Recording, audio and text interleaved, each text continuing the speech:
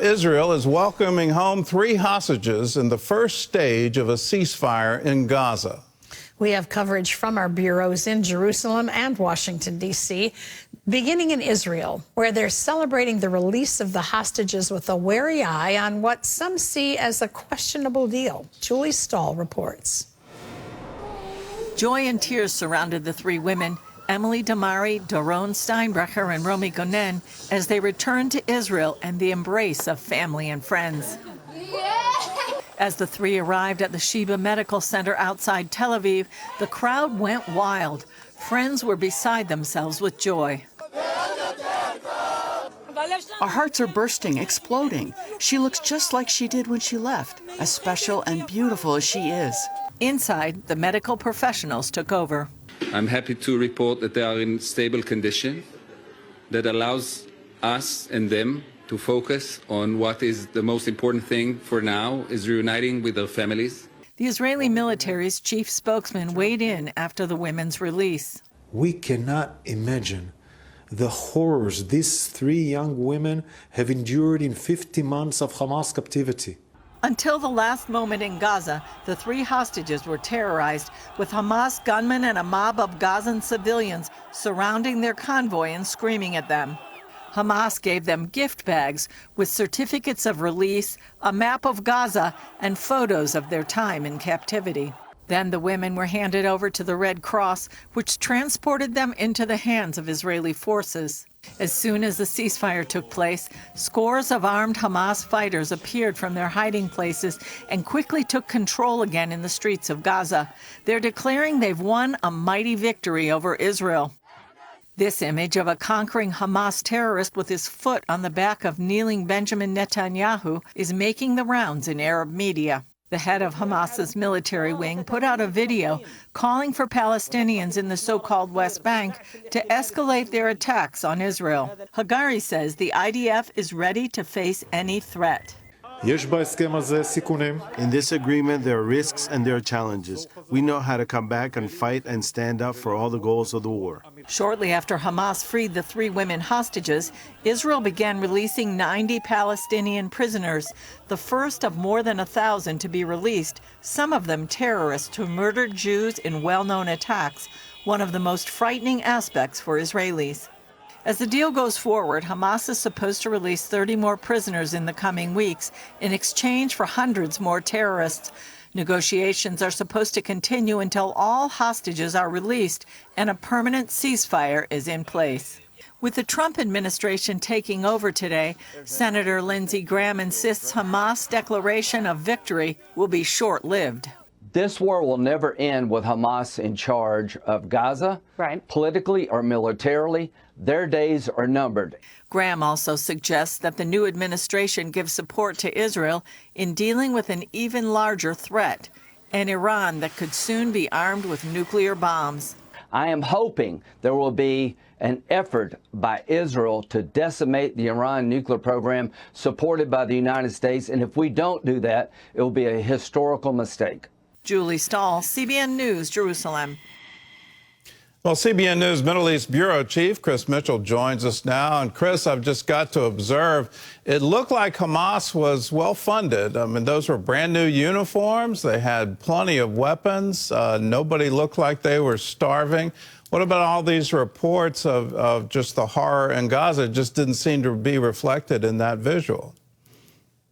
Yeah, for the last 15 months, a lot of people have been saying there's a genocide, and now they're declaring victory. And some people are saying, well, which is it? Is it genocide or victory? And obviously, they're getting some funding. And part of that funding, people are saying, Gordon, comes from the humanitarian aid that has been coming in, that actually Hamas steals perhaps up to 40% or more of that humanitarian aid to fund what they're doing. And now they're above ground, no longer in the tunnels and no longer without uniforms. Now they're with uniforms, and they typically do that only when there's a ceasefire.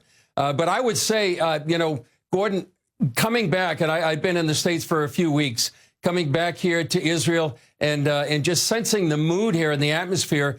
So many Israelis are really reeling. They're conflicted about what's going on. The hostages for 15 months have been an open wound on Israeli society. Israel's a big family. They're euphoric about the release of Doron, Romi, and Emily. Tears, celebrations, and yet on the other hand, there's a real concern that the released prisoners, there's been 90 so far, and they're planning to be up to 1,700. So there's a big discussion in Israel right now about the deal. Earlier, I talked to a rabbi and explained to me that everyone in Jewish life is pro-life. Life is their highest value. Everyone's jubilant for Doron, Emily, and Romi. But when is the price of one hostage more than you should pay? When does it cost even more lives? And when does it incentivize your enemy to kidnap more? And that's the anguish that Israelis are facing right now and have faced for 15 months. It's excruciating. And Gordon, it's not theoretical. It's been chronicled in 2011. More than 1,000 Palestinian prisoners were released for just one IDF soldiers. And those terrorists, they killed over 190 Israelis, including Yahya Sinwar, the leader of Hamas, who eventually masterminded October 7th. Well, I guess it's a difference in ideology. Here in the United States, we like to pride ourselves that we never negotiate with terrorists. Unfortunately, that can get a little squishy sometimes. We don't necessarily have such a hard line with it. But in Israel, they view that if you save one life, it's as if you've saved the entire world. And so they don't look at it as just that one life, but the generations that would follow. And so it's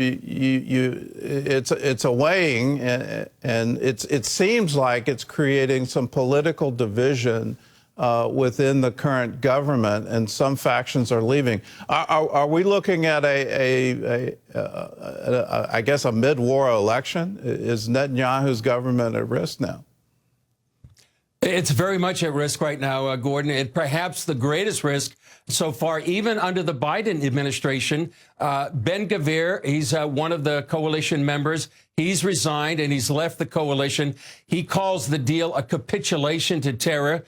He's going to support the government from the outside. That means that when legislation comes out, he'll vote with the coalition. But it really leaves Netanyahu with a very slim majority. A few weeks ago, Foreign Minister Gideon Sa'ar, his party, the New Hope, came in, and that keeps that slim majority. But on the other hand, a man named Bezalel Smotrich, he's the finance minister. He's from the religious Zionist party. He says he's going to pull out of the government if after phase one, they don't go back to fighting Hamas. And that would, Netanyahu then would lose his majority, may collapse the government. So Netanyahu really right now, he's balancing appeasing the Trump administration, satisfying those who want to release the hostages at any cost, and also staying in power. And that's why he, as well as many leaders here, really need prayer right now. Well, we certainly are praying for Israel and praying for the entire situation. We have a new president being sworn in today, and you look at the situation in Gaza, and it's pretty clear to me in the ceasefire, Hamas is now asserting control. They're now the police force, if you will, of Gaza, and they're going to enforce their domination of government there. So what is the incoming Trump administration going to do with that? Well, the incoming Trump administration probably is the most pro-Israel foreign policy team in history. You have Marco Rubio, the designated Secretary of State, at his confirmation hearing. He said, how can any nation coexist side by side with a group of savages like Hamas? Pete Hegseth, perhaps the next Secretary of Defense, he said, I support killing every last member of Hamas. Mike Waltz, he's the incoming national security advisor.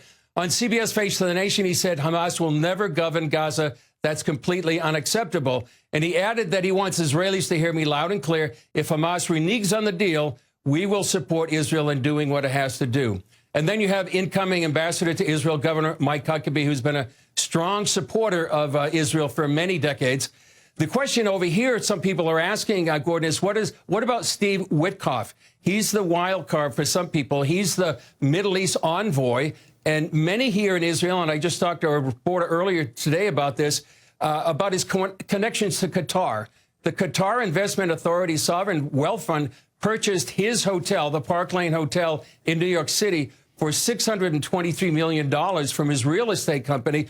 Some question over here whether those financial dealings, can he be an honest broker, especially when Qatar for decades, Gordon, has been the chief sponsor of Hamas. And so some wonder and hope and pray there is something to this deal that really isn't known publicly. And one people are saying, does this mean the U.S. is going to help destroy Iran's nuclear program as one of perhaps the unknown deals in this deal? But right now, we don't know. And that's why some people are asking for 42 days of prayer for the next 42 days, which is the first phase of this deal. Well, we certainly need to be in prayer, but the reports I'm hearing is that the incoming Trump administration, and whether it was through the envoy or through other channels, put pressure on Netanyahu to come to this deal.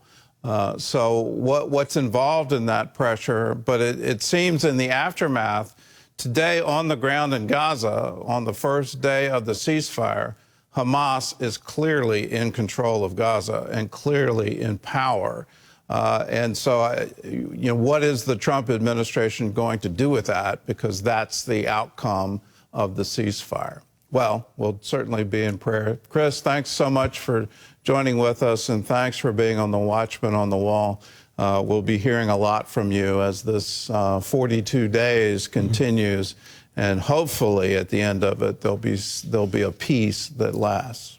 In all the turmoil there is in the world today, there is a source of absolute truth that will guide you. Transform your life through God's Word, CBN's newest study guide. You'll also receive insightful teaching from Gordon Robertson, plus access to Regent University's online course. You'll have all the information you need to guide your life. Get Transform Your Life through God's Word. Available now.